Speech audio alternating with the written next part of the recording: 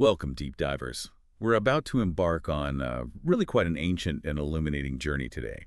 We're taking a deep dive into a single profound source, the Cūḷasakuludāyisuttaṃ, an early Buddhist text. Our mission basically is to unpack this fascinating encounter. It's between a renowned spiritual teacher, Bhagava, you might know him as Samakatama, and a wandering ascetic named Sakuludayi. It's a conversation that's just filled with unexpected turns, brilliant analogies, and core philosophical debates that honestly still resonate today. So get ready for some serious aha moments as we explore what it truly means to be a source of wisdom.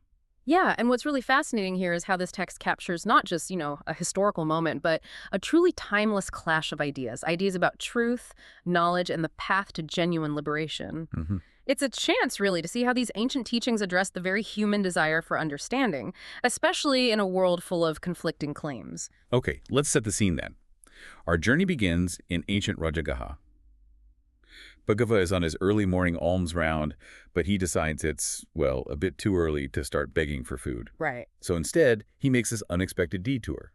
He goes to Maranavapa, a place called the Peacock Grove, which was like a known park, a gathering spot for these wanderers and ascetics. And this really sets the stage, doesn't it? When Bhagava arrives, Sakuludayi and his large group, they're engaged in what the text actually calls trivial talk. Discussions about kings, wars, food, all sorts of worldly matters. Right, just chatting. Yeah, exactly. It paints a really vivid picture of the intellectual and social landscape back then. Very different from maybe the quiet contemplation we might associate with spiritual seekers. And here's where it gets really interesting. Sakuludayi spots Bhagava approaching and instantly quiets down his, well, pretty boisterous group. And he specifically mentions that Bhagava values silence. What does that immediate shift tell us about Bhagava's presence, his reputation among these guys? It highlights a clear contrast, I think. Sakuludayi welcomes Bhagava, shows respect, right? Yeah. And when Bhagava asks what they were talking about, he kind of defers. He does, yeah. He says, basically, now that Bhagava's here, they only want to hear the Dhamma, his teachings, which really shifts the whole atmosphere. You have to wonder, what kind of truth were they really after if Bhagava's arrival commands such immediate attention? It does sound a bit like Sakuludayi's is maybe setting Bhagava up for a comparison, almost a test. Because he immediately brings up this disillusioning experience he had. Right, with Nigantha Nāṭaputta. Yeah, who we know historically as Mahavira, the founder of Jainism. Yeah. And this figure claimed to be omniscient and all-seeing, possessing unrestricted knowledge and vision all the time, like constantly. Whether walking, standing, sleeping, waking, that's the claim. Exactly. But Sakuludayi's complaint is very specific. When he actually questioned this supposed omniscient one about past lives, the answer he got was, well, evasive, defensive, even angry, according to the text. All right, so it shows Sakuludayi is already skeptical of these big claims without some kind of, practical demonstration. He's looking for something different. Yeah. So how does Bhagava handle this high bar of unrestricted knowledge, especially about the past and future? Well, Bhagava responds, but not by making the same kind of grand claim. Instead, he outlines what genuine recollection of past lives actually entails. Okay. He talks about remembering one, two, or even, many lives, but with full detail and purpose.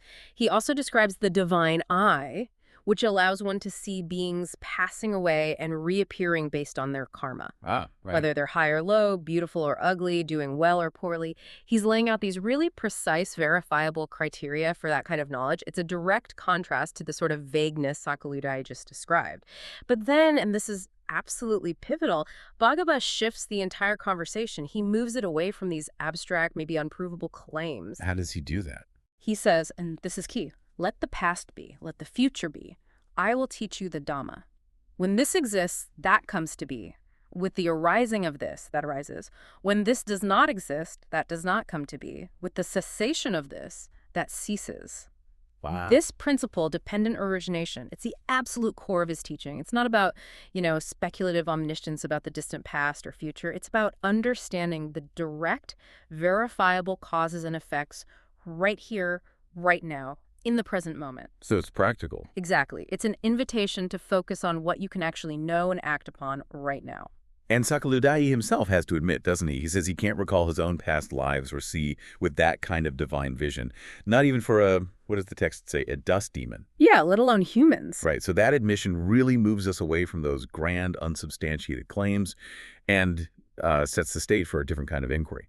So with omniscience sort of put aside, Sakuludāyī shifts. He brings up a teaching from his own school. He states pretty confidently, this is the supreme color. This is the supreme color. It certainly sounds profound, doesn't it? It does. But Bhagava, being Bhagava, is very precise. He immediately presses him. Oh. Okay, but what exactly is this supreme color you're talking about? And Sakuludāyī tries to define it, as a color beyond which no other color is higher or more excellent. Which still sounds a bit vague. It is, and that's where Bhagava uses this brilliant analogy. Absolutely brilliant. He describes a man who claims he desires the most beautiful woman in the country. Okay. But when you ask him about her, he can't describe her caste, her appearance, not even where she lives, nothing specific. Ah, I see where this is going. Right. And Sakuludāyī has to agree that man's claim would be totally baseless, empty talk. That analogy is just perfect, isn't it? It instantly shows how hollow these vague, grand claims can be. Totally. So Sakuludāyī, maybe feeling the heat a bit, tries to describe his supreme color more concretely. How does he describe it? He says it's like a lustrous, shining, 8-faceted beryl gem, well-worked, laid on a yellow cloth that shines, glows, and radiates. He even connects it to having a healthy self after death. Okay, so he's giving an image now, a simile. He is. But Bhagava then systematically challenges even this comparison. He sets up this series of luminosity comparisons, asking Sakuludāyī each time which light is more excellent and refined. All right, this sequence. Yeah. First, the beryl gem versus a firefly in deep darkness. Sakuludāyī picks the firefly. Okay, interesting. Then, the firefly versus an oil lamp in deep darkness. Sakuludāyī picks the oil lamp. The oil lamp versus a great bonfire in deep darkness. He picks the bonfire. That makes sense. The bonfire versus a specific star at dawn, the Usati Taraka, maybe Venus in a clear sky. He picks the star. It felt brighter. Then the star versus the full moon on a clear night. He picks the moon. Okay. And finally, the full moon versus the midday sun in a clear autumn sky. And of course, he picks the sun. So the sun is the most luminous thing in this comparison. Exactly. And this whole sequence is just a masterclass in critical thinking because Bhagava's punchline is devastatingly logical. What's the punchline? He points out that there are various deities, higher beings, who don't even experience the light of the sun and moon. Yet he, Bhagava, doesn't claim to have seen some supreme color beyond them. Oh. Meanwhile, Sakuludāyī, who does make this claim about a supreme color, has just been forced to admit that his supreme color is actually inferior in luminosity to even a firefly. Wow. Yeah, that completely pulls the rug out from under his claim. Completely. It unravels the whole assertion.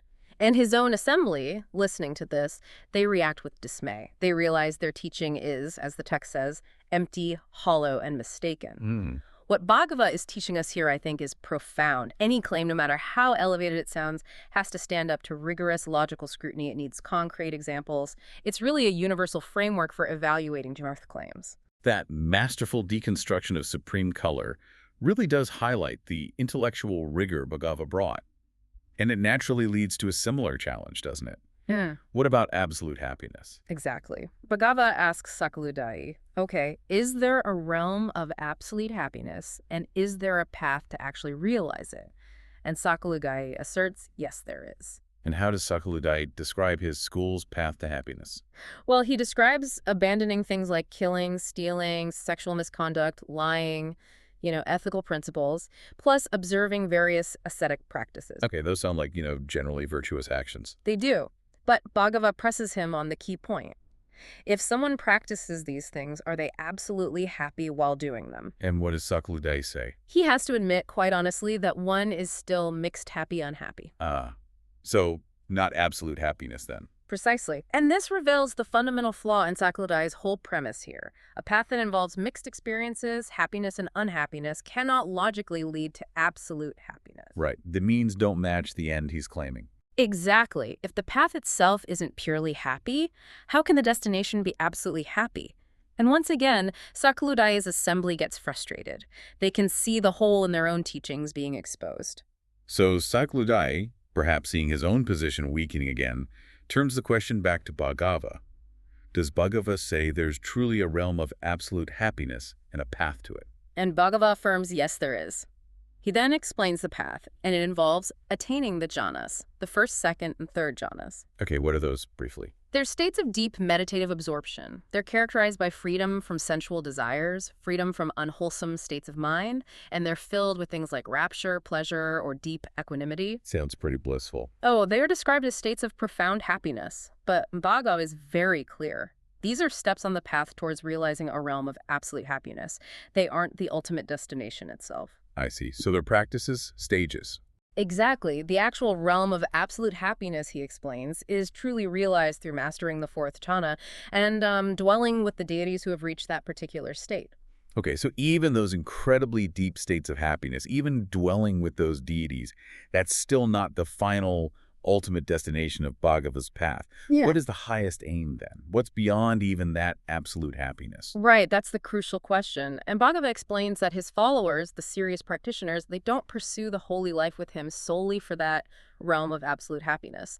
There are, he says, higher and more excellent doctrines. Okay. He first describes what a Tathagata is, a Buddha, someone fully enlightened, perfect in wisdom and conduct, a knower of worlds, an unsurpassed guide, a teacher of gods and humans. This sets the stage for the depth of the teachings that are coming next. So what are these truly excellent doctrines that go beyond those happy states? Well, the path, as he lays it out, begins by overcoming what are called the 5 hindrances. These are obstacles like sensual desire, ill will, sloth, restlessness, doubt. Things that block the mind. Exactly. And then developing those 4 jhanas we talked about, leading to these states of deep concentration and purity of mind. But crucially, beyond these states, the purified mind inclines towards specific, really profound knowledges. What kind of knowledge? 3 main ones he outlines here. First, the recollection of past lives. Not just vaguely, but remembering numerous past existences in vivid detail. Who you were, where, what happened. Okay, like you mentioned earlier. Second, the divine eye. This is seeing beings pass away and reappear according to their actions, understanding the law of karma directly, seeing how actions lead to consequences across lifetimes. Wow. And third, this is the pinnacle, the knowledge of the destruction of the defilements. The asava, as they're called in Pali. This is where true liberation happens. The destruction of defilements? What does that involve? It involves a deep, direct, experiential understanding of suffering dukkha, its origin, its cessation, and the path leading to its cessation. That's the 4 noble truths, understood not just intellectually, but fully realized. It also means understanding the defilements themselves, things like sensual desire, the desire for continued existence, and fundamental ignorance, and realizing their complete and utter cessation within oneself. This isn't just theory. It's described as a profound, verifiable inner freedom. So what does achieving this ultimate insight actually mean for the individual practitioner, for someone walking this path and reaching that point? Well, upon gaining this final knowledge, the mind is said to be liberated, freed from these deep-seated defilements, these asavas. And this leads to the ultimate insight, which the practitioner declares for themselves. Destroyed is birth, lived is the holy life, done is what was to be done. There is no more for this state of being. That sounds incredibly final. It is. These are the truly higher and more excellent doctrines that Bhagav speaks of.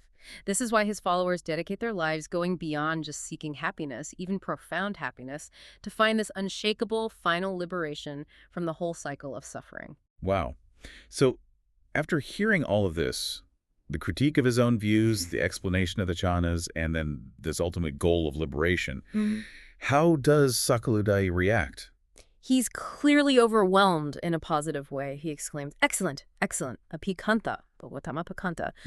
And he uses this really beautiful analogy. He says, just as one would set upright what was overturned, reveal what was hidden, show the way to one who was lost, or hold up a lamp in the darkness so that those with eyes could see forms, so has Bhagava illuminated the Dhamma. That's powerful praise. It sounds like he really gets it. It really does. His response shows this profound understanding and appreciation for the clarity Bhagava has brought. And he immediately declares his desire to take refuge in Bhagava, in the Dhamma, the teachings, and the saga of the community. Right. And he even asks for ordination right there on the spot. It genuinely looks like a moment of transformative insight for him, a real turning point. But then the story takes another turn, doesn't it? A really dramatic and honestly maybe a little heartbreaking turn. It does. Just as he's asking for ordination, his own assembly, his followers, they step in. What do? They openly try to dissuade him. They basically say, don't do it, Sir Uday. Don't live the holy life under Saman Gautama. Don't become a disciple now after you've been a teacher. It would be like, and this is the analogy they use, like a water pot that would become a water drawer. Wow, so they're appealing to his status, his pride maybe. Don't lower yourself from teacher to student. Exactly. It highlights this powerful resistance to change, doesn't it? And the influence of, established group identity and social roles. Yeah. And how does it end? Does Sakuludayi go through with it? The text concludes quite pointedly, stating that Sakuludayi's assembly successfully obstructed him. They prevented him from undertaking the holy life under Bhagava right then. Oh, wow. After everything. It's a really stark reminder, isn't it? That intellectual understanding, even profound insight like Sakuludayi seemed to have, isn't always enough to overcome social pressures and these ingrained roles we play. What a journey through this ancient text. Really quite something. We've seen this powerful exchange that started with, well, trivialities, delved into these contrasting claims about knowledge, about happiness, and ultimately revealed this incredibly profound path to liberation from suffering itself. Yeah, this deep dive really reminds us of that timeless human quest for truth, doesn't it? And it challenges us, I think, to look beyond just superficial claims, whether they're ancient or modern, to inquire deeply into the foundations of any teaching. And those analogies. Absolutely. The detailed analogies used in this text offer not just historical insight, but they feel like a universal method for evaluating claims. The beautiful woman, the sequence of lights, they work just as well today. They really do. And that brings us to our final thought for you, our listeners, to mull over. In our age, an age of just endless information, competing narratives everywhere, what does it truly mean to be well-informed when you're faced with conflicting claims about profound truths, about meaning, about happiness, about the nature of reality? And building on that, how do we choose our own guides? How do we navigate these different paths offered to us on the journey towards understanding? Something to think about. We invite you to continue your own deep dive.